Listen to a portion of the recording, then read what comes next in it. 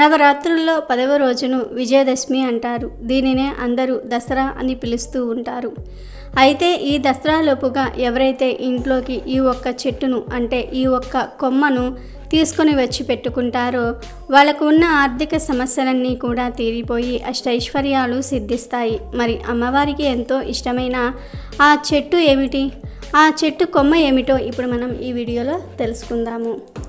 దసరా పేరునే కాస్త అటు ఇటు చేస్తే సరదా అవుతుంది. ఇది పండుగలన్నిటిల్లోకి విశిష్టమైంది. ఇది 10 రోజుల పాటు దేశవ్యాప్తంగా ఎంతో సంతోష సంభ్రమాలతో ఆటపాటలతో జరుపుకునే పండుగ. దేవి నవరాత్రులు జరిపి చివరి 10వ రోజున విజయదశమిని వైభవంగా జరుపుకోవటం, దేవి నవరాత్రులలో అమ్మవారిని ఒక్కో రోజు ఒక్కో రీతిగా పూజించటమే ఈ దసరా ఉత్సవాల ప్రత్యేకత. ఉగాది సమయంలో అంటే వసంత ఋతువులో వచ్చేది వసంత నవరాత్రులు. శరత్ ఋతువులో ఆశ్వేజయుజ శుద్ధ పాడ్యమి నుంచి నవమి దాకా జరిగేవి శరన్నవరాత్రులు. ఈ శరన్నవరాత్రుల సమయంలో ఆదిపరాశక్తి మహిషాసురుని వధించింది కాబట్టి దానికి గుర్తుగా ఆ అమ్మను పూజిస్తారు. అందుకే ఈ శరన్నవరాత్రులనే దేవీ నవరాత్రులని అంటారు. దేవీ నవరాత్రులలో శక్తి ప్రధానం. దుర్గా 9 రాత్రుల పాటు రాక్షసులను వెంటాడి సంహరించింది. చివరికి 10వ రోజున రాక్షసులపై విజయం సాధించింది. దానికి గుర్తుగా 10వ రోజున విజయదశమిని దేవతలు భక్తులు అత్యంత వైభవంగా జరుపుకున్నారు. అదే ప్రాచీన కాలం నుంచి ఆనవాయితీగా కొనసాగుతోంది. ఇక్కడ మనం గుర్తించాల్సిందేమిటంటే మనలోని దుర్గణాలే రాక్షసులు, మనలోని దైవాంశే ఆ మహాశక్తి.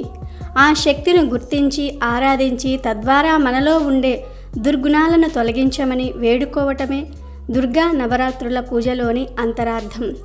నవ రాత్రులలో నవ అంటే నూతనమైనది, కొత్తది అని, రాత్రి అంటే జ్ఞానము అని అర్థం. నూతన జ్ఞానాన్ని ప్రసాదించే రోజులే నవరాత్రులు. వాటిని ప్రసాదించే తల్లియే దుర్గాదేవి. ఆమె ఆది పరాశక్తి, సరస్వతి, లక్ష్మీదేవి. అందుకే మిగతా పండుగల్లో లాగా కాకుండా దసరా వేడుకల్లో ఒక్కో రోజు ఆ శక్తిని ఒక్కో రూపంలో ధ్యానించి పూజించి ఆమె కృపకు పాత్రులు కావాలి. దసరా హిందువులకు ఒక ముఖ్యమైన పండుగ. ఆశ్వేజయుజ శుద్ధ పౌర్ణమి నుండి ఆశ్వేజయుజ శుద్ధ నవమి వరకు 9 రోజులు దేవీ నవరాత్రులు. ఈ 9 రోజుల్లో అమ్మవారిని 9 రూపాల్లో పూజిస్తూ ఉంటారు. లోక కళ్యాణం కోసం అమ్మవారు ఒక్కో రోజు ఒక్కో రూపాన్ని ధరించింది. అయితే ఈ 9 రోజులలో కొన్ని వస్తువులను పొరపాటున మీకు ఇచ్చినా లేదా మీరు ఎవరికైనా ఇచ్చినా దరిద్రం చుట్టుకుంటుంది. మరి ఆ వస్తువులు ఏమిటో ఈరోజు మనం తెలుసుకుందాం. ఈ నవరాత్రులలో ఇవ్వకూడని మరియు తీసుకోకూడని వస్తువులలో మొదటిది మరియు ముఖ్యమైనది ఉప్పు. ఉప్పు వలన ఎన్నో ప్రయోజనాలు ఉన్నాయి. ఎలాంటి ఆహార పదార్థానికైనా రుచిని తీసుకొచ్చేది ఉప్పు. ఉప్పు లేకుండా ఏ వంటకం సంపూర్ణం కాదు. అలాగే ఉప్పుకు చెడు శక్తిని ఆకర్షించే శక్తి ఉంటుంది. అందుకే చాలామంది పెద్దలు మీ ఇంట్లోని ప్రతి గది యొక్క మూల ఒక చిన్న గిన్నెలో ఉప్పు వేసి పెట్టమని చెప్తూ ఉంటారు. దీని వలన ఇంట్లో ఉన్న నెగిటివ్ ఎనర్జీ మొత్తం తొలగిపోతుంది. ఇన్ని ప్రయోజనాలు ఉన్న ఉప్పును మాత్రం ఒకరికి ఇవ్వకూడదు, వేరే వారి నుండి మీరు తీసుకోకూడదు. కుటుంబ సభ్యులకు కూడా ఇది వర్తిస్తుంది. భార్యాభర్తలు ఉప్పును ఇచ్చిపుచ్చుకుంటే గొడవలు ప్రారంభమవుతాయి. చిన్న చిన్న విషయాలకే కోపాలు మనస్పర్ధలు కలిగి ఇంట్లో ప్రశాంతత కరువైపోతుంది. కాబట్టి ఎట్టి పరిస్థితుల్లోనూ ఉప్పును ఇవ్వకూడదు, అలాగే తీసుకోకూడదు. అదేవిధంగా కారం మీ చేతికి ఇస్తే దాన్ని తీసుకోకూడదు. నల్ల నువ్వులు, నువ్వుల నూనె మరియు ఎటువంటి నూనె అయినా సరే నేరుగా తీసుకోకూడదు. పక్కన పెట్టి అక్కడి నుంచి స్వీకరించవచ్చు. నల్ల వంకాయలు, చింతపండు, ఆవాలను కూడా తీసుకోకూడదు. ఇవ్వకూడదు. ఒకవేళ ఇచ్చినా తీసుకున్న జ్యేష్ఠాదేవిని మీరే మీ ఇంట్లోకి ఆహ్వానించినట్లు అవుతుంది. అలాగే ఈ నవరాత్రులలో మీరు పూజ చేసుకునే సమయంలో ఏ వస్తువైనా సరే ప్రక్క వాళ్ళ నుండి తీసుకోవలసిన పరిస్థితి ఏర్పడితే మీరు నేరుగా తీసుకోకండి. ఒక ఆకు మీద ఆ వస్తువును ఉంచి మీరు తీసుకోవటం వలన మంచి ఫలితాలు కలుగుతాయి. అలా కాకుండా నేరుగా తీసుకుంటే పుణ్యఫలం రాకపోగా కష్టాలను మీ వెంట తెచ్చుకుంటారు. కావున మీరు కూడా ఈ దేవి నవరాత్రులలో ఇప్పుడు చెప్పిన వస్తువులను గుర్తుంచుకుని వాటిని వేరే వారి దగ్గర నుండి తీసుకోకండి. అదేవిధంగా మీరు కూడా ఇవ్వకుండా జాగ్రత్తలు తీసుకొని ఆ అమ్మవారి అనుగ్రహంతో ఆనందంగా జీవించండి. నవరాత్రులలో సాధారణంగా దేవీ భక్తులు ఉపవాస వ్రతాలు చేస్తారు. కొందరు జంతు బలులు చేసేవారు కూడా ఉన్నారు. కానీ ఇక్కడ గమనించాల్సిన విషయం ఒకటి ఉంటుంది. మనలో కూడా జంతువులు, కొన్ని అతి క్రూర జంతువులున్నాయి. అవే కామ, క్రోధ, మోహ, మద, మత్సర్యాలు. ఆదిశక్తి బలి కోరేది ఈ క్రూర జంతువులనే. అంతేగాని నోరు లేని అమాయకపు జంతువులైన మేకలు, గొర్రెలు, పొట్టేళ్ళు కావు. దీనిని అందరూ గుర్తించి నడుచుకోవటమే విజయదశమి. ఈ 9 రోజులలో శస్త్ర అస్త్రములను పూజించి చివరి రోజున దేవిని ఏనుగుపై పల్లకిలో ఉంచి ఊరేగించాలని భవిష్యత్ పురాణంలో వర్ణించి ఉంది. నవరాత్రులు గడిచాకే విజయదశమి పర్వదినం జరుపుకోవాలి. ఇది సరిగ్గా ఆశ్వయుజ శుక్ల దశమి నాడు జరుపుకోవాలి. ఆశ్వయుజ శుక్ల దశమి నాటి సాయంత్రం సంధ్యాకాలమనే విజయకాలం అంటారు. ఇది సర్వకార్య సాధకమైన సమయం. ఈ దశమి దినం శ్రవణ నక్షత్రంతో కలిసి ఉండాలన్నది పెద్దల నిర్ణయం. ఈ విజయదశమి పుణ్యదినాన ప్రజలంతా చేరి ఊరిలో ఈశాన్య దిక్కున ఉండే శమీ వృక్షం అనగా జమ్మి చెట్టు ప్రదేశానికి వెళ్తారు. అక్కడ జమ్మి వృక్షానికి పూజ చేస్తారు. శమీ శమయతే పాపం శమీ శత్రు వినాశిని అర్జునస్య ధనుర్ధారి రామస్య ప్రియవాదిని శమీ శమయతే పాపం శమీ లోహిత కంటక దారిద్ర్యార్జున బాణానాం రామస్య ప్రియవాదిని కరిష్యమాన యత్రాయం యదాకాలం సుఖమయా తత్ర నిర్విఘ్న కర్తృత్వం భవ శ్రీరామ పూజితే. ఇలా శమీ వృక్షానికి పూజ చేస్తారు. ఇప్పుడు మనం చెప్పుకున్న మంత్రానికి అర్థం చూద్దాం. శమీ వృక్షం అనేది పాపాన్ని నశింపచేసేది, శత్రువులను నాశనం చేస్తుంది. ఇది నాడు అర్జునుని ధనువును కలిగి ఉంది. శ్రీరాముడికి ప్రియాన్ని కలిగించింది. యాత్రార్థులకు సౌఖ్యాన్ని ఇస్తుంది. పనులన్నిటినీ కూడా నిర్విఘ్నంగా కొనసాగేలాగా చేస్తుంది. ఈ శమీ పూజకే వెళ్ళేటప్పుడు గ్రామ లేదా పుర ప్రజలు సీమోల్లంఘన చెయ్యాలి. అంటే ఊరి పొలిమేరలు దాటి తిరిగి వెనక్కి రావటం అన్నమాట. ఇందులో అంతరార్థం ఏమిటి అంటే సీమ అంటే పొలిమేర లేదా హద్దు. హద్దు అనేది సాధారణంగా శత్రువులు, మిత్రులు అనే అంశం వచ్చినప్పుడు వారి ఇరువురి మధ్య కొన్ని హద్దులు ఏర్పడతాయి. వాటిని తుడిచివేసి శత్రువులు సైతం పాత కక్షలు మర్చిపోయి అందరూ మిత్రుల్లాగానే ఉండిపోవాలనేదే సీమోల్లంఘన. త్రేతాయుగంలో శ్రీరాముడు, ద్వాపర యుగంలో పాండవులు, అందున అర్జునుడు ముఖ్యంగా శమీ వృక్ష పూజ చేసి విజయభేరిని మోగించి శత్రునాశనం చేశారన్నది తెలుస్తోంది. శ్రీరాముడికి సంబంధించి ఒక కథ వాడుకలో ఉంది. అదేంటంటే శ్రీరాముడు రావణాసురుని 10 తలలను చూసి భీతిల్లి నిద్రించిన శక్తిని అనగా దేవిని పూజించగా ఆమె మేల్కొని శ్రీరాముని పూజలందుకొని శ్రీరామునికి విజయాన్ని కలగజేసింది. శ్రీరాముడు శక్తిని మేల్కొల్పిన సమయము ఆశ్వయుజ శుక్ల పాడ్యమే. నాటి నుంచి 10వ రోజు శ్రీరాముడు సంపూర్ణ విజయాన్ని పొంది పుష్పక విమానము ఎక్కి అయోధ్యకు బయలుదేరాడు. అలా బయలుదేరే ముందు శమీ వృక్షాన్ని పూజించాడు. అందువలనే నవరాత్రి ఉత్సవాలను జరిపి విజయదశమి నాడు అందరూ కూడా శమీ పూజ చేయటం అనేది ఆనవాయితీగా వస్తుంది.